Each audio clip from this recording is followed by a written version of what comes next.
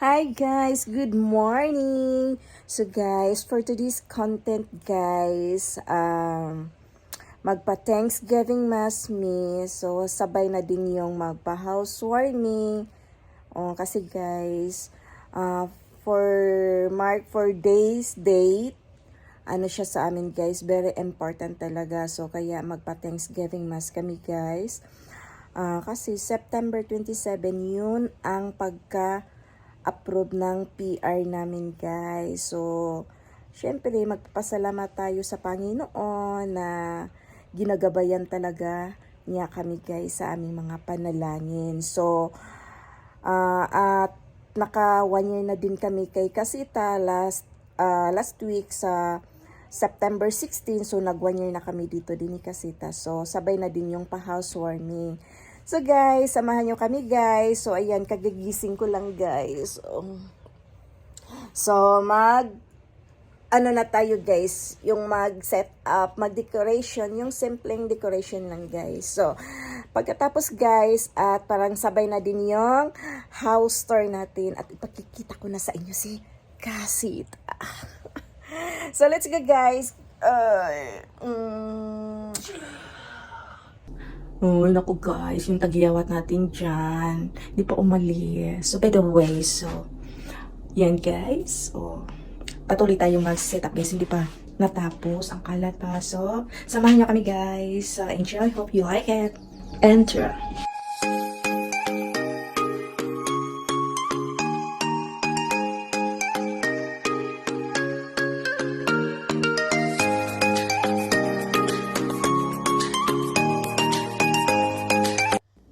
So, ito po guys, dito po ang kitchen namin. So, dito po tayo mag-set up sa food. Yung Dutchland lang kasi maliit lang kasi yung bahay namin. So, dito po yun ang dining table. Pasensya na, ang daming kalat kasi hindi pa tayo tapos mag-arrange. So, yung simple decoration lang guys para pagkatapos ng event, hindi tayo ma-stress mag-ligpet. So, ayan, dito po guys is going to our basement. So, may simple din ako ng decoration dyan. So, ayan lang simple-simple lang. So, ayan, meron akong ipapakita sa inyo guys, yung nag-DIY kami, yung pa-welcome.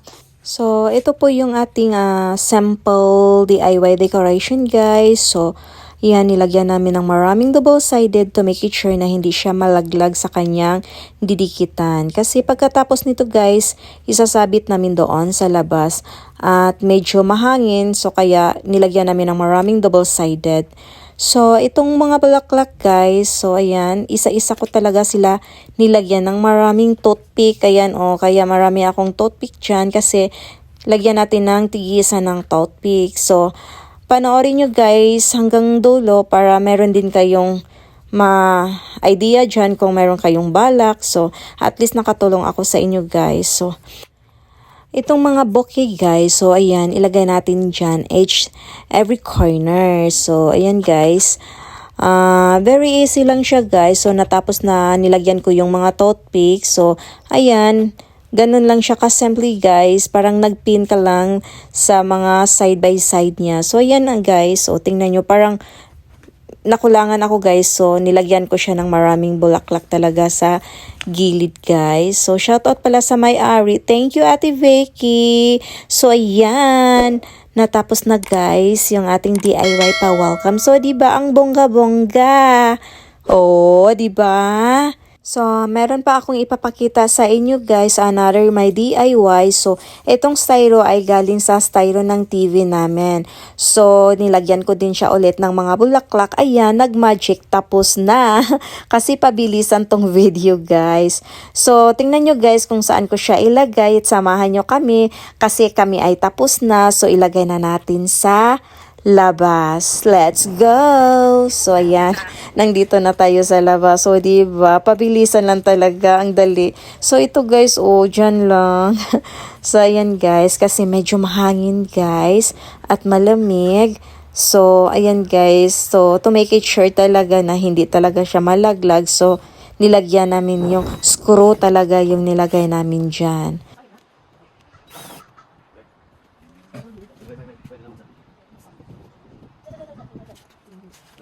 Okay na, anak. So, ayan guys, tapos na guys. So, mabilis lang siya kasi electric yung screwdriver na gamit natin guys. So, double check kung mahigpit na ba siya. So, ayan si Ate Gliss mabilis pumasok sa loob kasi malamig. So, next natin yung ating dining table guys. So, here we are. So, yan. Mag-magic tayo guys. Pabilisan lang. Tcharan! So, yan. So, tapos na natin yung setup ng ating dining table. So, walang arty-arty guys.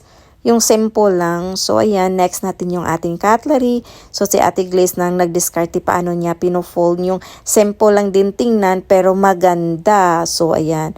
Yung simple at saka maganda yung resulta guys ba. So, ayan guys. Ito yung ano niya. Yung final talaga. So, ayan tingnan nyo guys. So, ayan. So, nabalot na lahat ng napkin yung ating cutlery. So, ayan guys, diba? So, ayan guys, sa wakas guys, tapos na kami mag-decoration. Tapos na din namin iset up yung mga foods. Tsaka guys, while waiting kami ni Father guys, so, itor ko muna kayo ni Casita. So guys, ayan, samahan nyo ako guys, ipapakita ko na sa inyo si Casita. So, lumang townhouse lang siya guys. So, never mind na namin yung mga lumang townhouse guys. Ang importante guys, may bahay na kami. So, excited na ba kayo guys? Ipapakita ko sa inyo si Casita. So, let's go. So, ayan guys, excited na ba kayo guys na i-tour ko kayo kay Casita? So, ayan guys, samahan nyo ako guys. So, mag-start tayo sa entrance. So, let's go! Let's get start here at the entrance guys. So, ito po yung entrance namin. Maliit lang siya guys. So, welcome to our Casita. Let's get inside. Tchadan! So, ayan guys. This is our living room. So, behind the TV guys, mirror siya guys. So, nakita nyo, diba? Mirror siya. So, behind the entrance door, so, meron din siyang mirror. So, ayan, meron din siyang mirror, guys. So, iikot ko pa kayo, guys. So, ayan, ito po yung ating sexy na dining table. So, ayan, guys, napaka-sexy talaga yung aming dining table, guys. Simple lang siya, guys. Ayoko kasi sa sobrang arty-arty, yung simple lang na decoration. So, ayan, guys. So, this is going upstairs. So, this is our family frame. Before I gonna show you our bedroom, so I gonna show you first our kitchen. So this is my little bar. So ayan guys, may mirror din. So shout out Noel. So kababayan din namin guys. So ayan, ipapakita ko sa inyo yung food. This is palabok beside the rice. So chicken kari-kari, fish fillet, sarap. So this one is chicken guisado, sarap. And also this one is a beef stick. So, sarap guys. So, ito guys is pork sisig. Napakasarap ang sisig guys. So, ito ang hindi talaga mawala sa mga Pinoy. Ang lechon. Crispy talaga guys. So, hindi ko talaga natiis. Kumakagat ako guys. Ang sarap. So, ayan So, ayan guys. Ang sarap guys, crunchy guys. So this is a Bicol Express guys, and also this one is a humba, Pilipinong humba guys. So ang dessert guys, hindi ko sila nabuksan. May macaroni, mango float, at may kasaba cake. So I gonna show you the backyard guys. Simple decoration lang para sa bisita ni Ate Glaze. So ayan Yan, simple lang decoration. Yung kunting bulaklak. So, ayan guys. Ang sexy din. Mahilig kami sa sexy. So, ito siya. Yung siya. Nilagyan ng So, yan. Starring talaga yung pusa. So, yan kasava guys. So, ayan guys. So, I gonna show you our bedroom. So let's go upstairs guys. So this is our altar. So yan guys, my Holy Family. So, yan guys, pakyat tayo guys. Ay, nakabukas yung aming mga rooms. So, ito yung master bedroom guys. Ito yung bedroom namin guys. Oh. Tchadan! Pasensya na kayo guys ha. Kasi kakatapos ko lang kagabi nag washing. So, hindi ko pa na-hanger yung mga namin. So, pasensya na kayo guys. So, ayan guys. Oh, yung window. Oh, yung backyard. So, ayan guys. Oh. Yan, may two closet siya guys. So, papunta tayo sa washroom guys. Pakita ko sa inyo yung washroom namin. So, yan, yung namin ni Ollie tsaka ni Opelia, yung food dyan namin nilagay guys. Oh. So, tapos, yung washroom. Ayan guys, a tiny washroom. Tapos, dyan din yung washroom ng mga kuting. So, ayan oh. May mga food din sila, may mga storage sa kanilang mga sa aming kuting. Yung bathroom namin guys. So, ayan. So, pupunta tayo sa bedroom sa mga Junakis guys. So, ayan si Ollie nauuhaw. Tingnan nyo guys, paano siya uminom. Oh. So, let's go. This one is a storage also guys. Storage sa mga namin, yung mga personal hygiene. Ayan, pumasok pa si Ollie. Hoy, lumabas ka. So, this is Bonso room ni Bibi Adil guys. So, ayan oh. Napalitan na yung bed niya guys. Dati siya yung nakita nyo ba doon yung pinopost namin. So, punta tayo sa room ni Ate Glaze guys. So, ito yung room ni Ate Glaze. Oh, ito napakabongga. Daming mga arty-arty. Oh. Room ni Ate Glaze, daming arty-arty guys. Oh. Ito yung niya. Closet.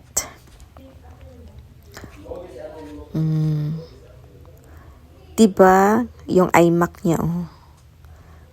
Daming arty-arty guys. Daming burlolay. Yung goggle niya hindi nakakonik sa sa wifi. Turn off natin guys. Bababa na tayo guys. So, ayan. Dumating na pala si Bunso. God bless. So, ayan. Dumating na pala sila. Yung mga bisita ni Ate Glaze.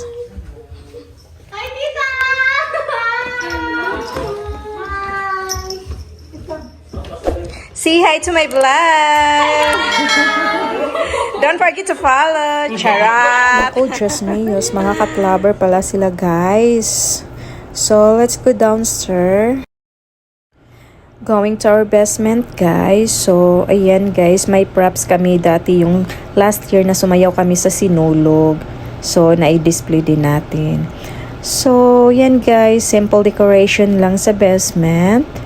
At ipapakita ko sa inyo yung iba pa na hindi ko pa naipakita sa inyo guys. So ganito lang siya ka-simple guys.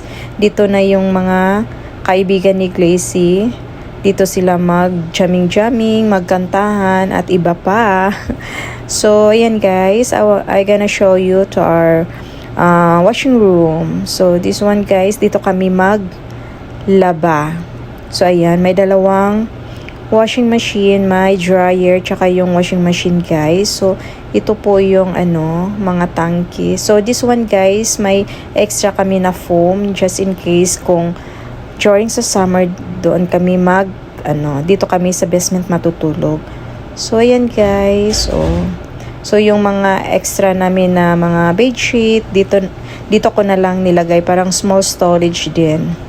And that's for all about Casita, guys. Thank you for watching. Sana ay nagustuhan nyo ang aking content for today. Ingat sa lahat and please don't forget to comment, like, and subscribe at i-click ang bell para ikay ma-update sa aking upcoming videos. God bless you all!